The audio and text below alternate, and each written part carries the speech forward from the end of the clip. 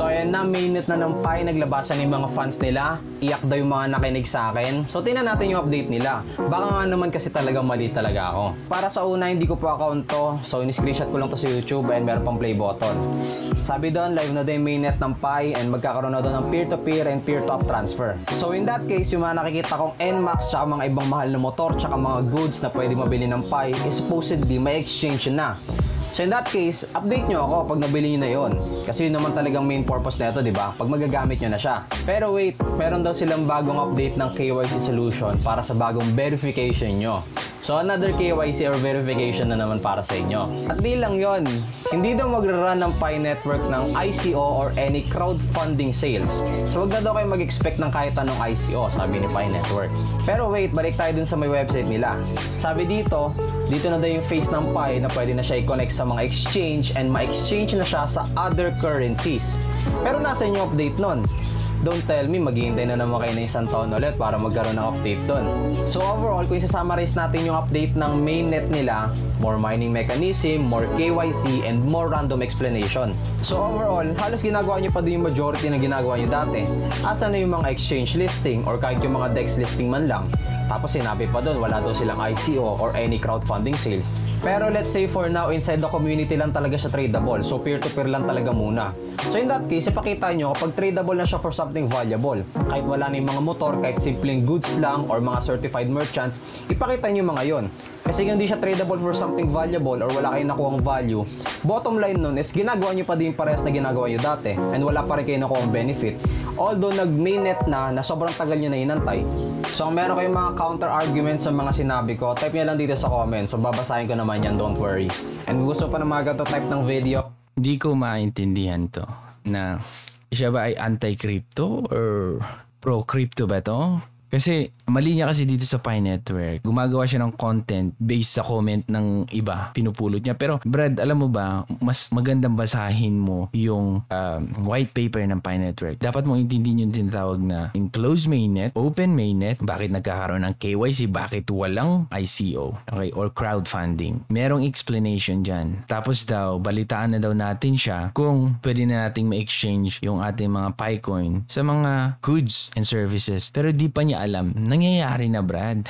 May mga restaurant dito sa Cavite, pumunta ka, pwede kang magbayad ng Pi. Meron ding restaurant sa Korea, tumatanggap ng Pi. May mga nagkakaroon na ng barter ng mga Piners, nagkakaroon na ng palitan. Okay, eto ay ginagawa namin to sa enclosed mainnet para suportahan namin talaga yung vision ng Pi Network na ito ay magagamit as a utility token. Yung kasi nakikita mo na mga comment, pag diyan ka lang mag-base, talagang hindi mo maintindihan yung vision ng or mission ng Pi Network. Ngayon, gusto ko rin ipaintindi sa iyo to, no? Kasi mag-crypto expert ka naman eh. Nagre-review ka din ng mga ibang project. Ngayon, baliktarin natin. Ganito na lang. Since sinasabi mong una na scam ang Pi Network, ngayon medyo lumilihis ka na dun sa scam. Pwede mo nang sinasabing okay pala, pero wala yung value yan. Walang value. Ganun-ganun ka na naman. In the future siguro, pag makita mong magka-value, may iba naman na argument ang gagawin mo. Okay, ngayon, dun tayo sa pinakauna yung sinabi mong scam. Yung sabi kasi na iyak na naman, okay? Iiyak yung mga viewers mo. Siguro may umiyak na kasi pag chinek ko yung mga rini-review mong mga projects, Brad, ano sa tingin mo, mas legit ba ang Pi o dun sa mga rini-review mong projects? Ang Pi Network ay hindi lamang parang token lang. Ang Pi Network ay isang ecosystem, isang network katulad ng Ethereum or Binance. Hindi siya na-create on top of Binance network or Ethereum network. Meron siyang sariling network. Ngayon dito, kasi crypto expert ka naman at marami ka ding mga projects na pre-promote. Baka sabi mo nga, iiyak yung mga viewers mo. Iiyak sila, hindi dahil sa Pi, pero iiyak sila dun sa mga pre-promote mo. Okay? So, start tayo dito sa Tiny Tarshares mo. So recently lang, Tiny Tarshares finally acquired a new brand partnership. So sa mga di nakakaalam, sila yung NFT community na nakakolab ko recently. And so far, ang ganda ng potential nila since charitable sila and at the same time, merong mga use cases. Ang ganda nito. Sabi mo, di ba? maganda yung roadmap nila. Gusto ko ganun yung pagbasa mo sa mga roadmap nito. Ganun din yung pagbasa mo yung roadmap or yung white paper ng Pi Network. Pero tatanungin kita ulit, yung itong pre-promote mo bang project na napakaganda itong Tarsier, sa tingin mo mas legit ba ito kaysa dun sa Pi Network? Mas legit ba? Ito ba yung mas legit? Okay? Meron namang 640 addresses na holders. Ito ba yung mga legit? Okay, sa larangan ba ng NFT, yung mga ganitong projects ba na mga holders lang ay mga 600 plus, mabubuhay ba to? 100% or 90% may pag-asa bang mabuhay to? Ang mga projects na NFT, ang bumubuhay lang talaga ay ang community. I-compare mo naman sa Pi Network na sinasabi mong scam kaysa dito. Sinong ni-scam mo ngayon? Ano pa? Pre-nomote mo? Etong Unilab, pre-nomote mo to. Huwag mong pinanood ko yung video mo, Brad, okay? So yung pangalan nga ng crypto project is Unilab. So hindi ito yung manufacturer ng gamot na iniisip nyo. So this is a project na nag-offer ng smart contract services. So ito yung mga ginagawa nila. Kasi for someone like me na sobrang fan talaga ng smart contract na concept. Kumusta naman ang mga bumili dito? Saan ba ginawa to? Ginawa sa Binance. So, walang sariling network. Sa tingin mo ba, mas legit to kaysa sa Pi Network? Kumusta naman? Yung pre-nomote mo to, tapos napanood ng viewers mo nung bumili sila, tapos ganito na itsura ngayon, umiyak ba sila? Baka naman may napaiyak ka na naman dito. Kasi mahirap kang kunin dun sa pagbasa sa Pi Network okay? Ang pag-review mo ng mga project, sobrang bias. Sobrang bias. Kaya, pupunta tayo dun sa mga pre-nomote mo. Ito, hindi pa ito yung kabuuan ng lahat ng pre-nomote mo. Hindi ko pa na-check Pero ito lang yung mga na-check ko talaga. Ito pa isa, DeFi Horse. Pre-nomote mo din to, no? Kumusta naman? So ang pangalan ng game ay DeFi Horse. So base sa pangalan pa lang, probably magigets mo na it's a horse racing game. Siguro may umiyak dito. Tatlo siguro umiyak dyan. Okay? Kumusta naman DeFi Horse? Hero5. Pre-nomote mo dito. Paano kaya ako magkaroon ng isang game universe kung saan maraming NFT game ang magkakakonect?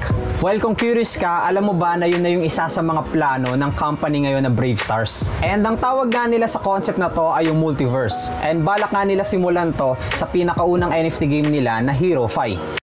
Okay. Pre-nomote mo dito, Brad. Okay. Anong mas legit? Pi Network, ito.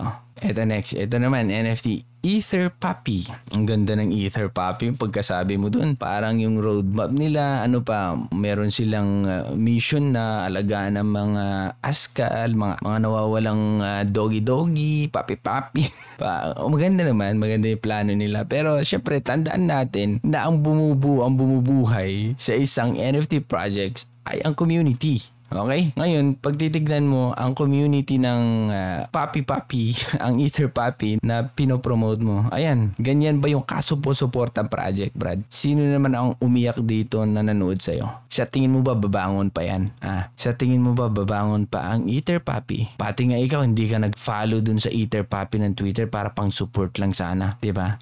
Kayo-kayo lang to Asan yung community nito? Okay? Bago ka magpuna ng mga project, kung ano pinagsasabi mo sa project, Brad, ayusin mo muna mag-review sa mga ibang projects na ginagawa mo, sumasali ka. Okay? Paubutin nyo muna ang community nyo ng 1 million bago kayo pumuna or bago mo punahin ang Pi Network na may 35 million Brad. Okay? Tignan mo. Ito yung pre-nomote mo, Brad. Ito ba yung kasupo-supportang project? Ito ba yung legit na project? Compare mo sa Pi Network. Magkano nakuha mo dito? Ang galing mong sabi ng scam pero cash grab ka din naman Ito sabihin ko sa'yo, balikan mo ako pag ito mga project na binanggit ko na sinuportahan mo, na pre-nomote mo, na sumali ka pa, kasali ka pa sa team. Di ko alam kung ikaw din gumawa nito. Tapos mukhang hindi ikaw, parang pre-promote mo lang. Balikan mo ako pag itong mga project na to ay buhay pa tapos ang Pi Network patay na. Huwag kang mag-create ng Pi Network na content kung itong mga project na to ay ganito pa yung mga community nila.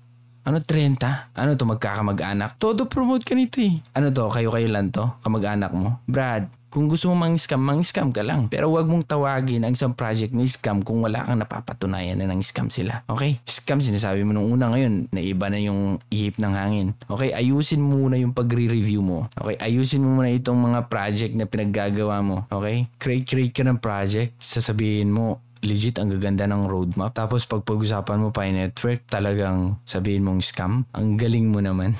Huwag ganun, Brad, okay? Kaya balikan mo yung mga pinaiyak mo dito.